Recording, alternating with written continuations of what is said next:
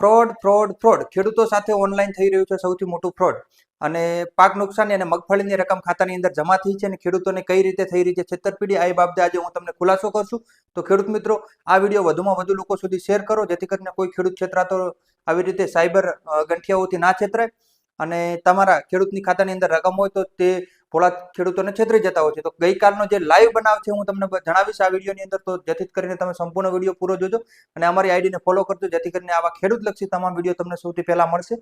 અને આ વિડીયો વધુમાં વધુ ખેડૂતો સુધી શેર કરવાની એક ખેડૂત તરીકેની તમારી જવાબદારી છે. તો આ વિડીયો વધુમાં વધુ ખેડૂતો સુધી શેર કરો, જેથી આપણો કોઈ પણ ખેડૂત આવી રીતે ઓનલાઈન છેતરપિંડીનો ભોગ ના બને.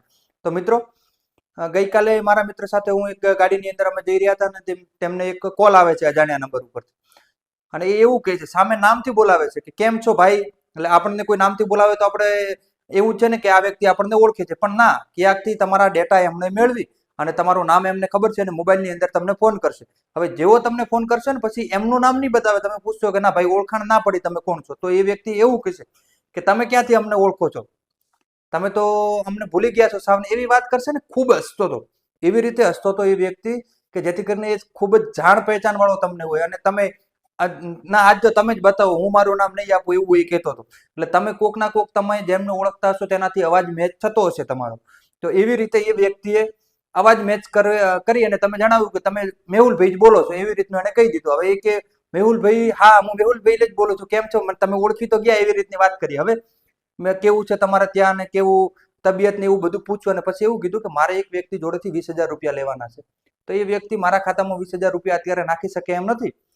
તમે તમારા ખાતાની અંદર એ 20,000 રૂપિયા નાખે છે, તમે પછી મારા ખાતાની અંદર નાખી દીધો. એટલે આપણે છેતરાઈએ છીએ અહીં જ. કેમ કે આપણે સામા માંગે તો આપણે ઓળખી જઈએ, પણ ના, આ વ્યક્તિ તમારા ખાતાની અંદર 20,000 રૂપિયા જે ખોટા છે ને તેનો તમને એક મેસેજ કરશે અને એ મેસેજ ના ભરોસે તમે છેતરાઈ જશો કે 20,000 રૂપિયા એને આપણા ખાતામાં નાખી દીધા છે, તમે બેંક બેલેન્સ નહીં ચેક કરો ને 20,000 રૂપિયા એના ખાતાની અંદર. પછી એવું કહેશે મારે ઇમરજન્સી જરૂર છે એટલે જ મેં તમારા ખાતાની અંદર નંખાવ્યા છે, તમે મારા ખાતાની અંદર નંખાવો. તો મિત્રો, આ બાબતે અમે તો એને ઓળખી ગયા હતા કે આવું આપણે કોઈને ઓળખતા નથી, પણ આ વ્યક્તિ જે કહે છે એ પ્રમાણે અમે કર્યું અને પાછળથી તે વ્યક્તિને કહ્યું કે અમે ભાઈ આ બાબતની તમારા ખાતાની અંદર રકમ નહીં નાખી શકીએ, સોરી. તો એ વ્યક્તિ જૂઠો મેસેજ કર્યો હતો 20,000 રૂપિયાનો, ખાલી ટાઈપિંગ કરેલો મેસેજ હતો અને કોઈ રકમ નથી નાખી, તમારા ઉલટાના 20,000 રૂપિયા લઈને જશે. તો આ વિડીયો વધુમાં વધુ ખેડૂતો સુધી શેર કરવાની જવાબદારી તમારી છે અને અમારી આઈડીને ફોલો કરજો.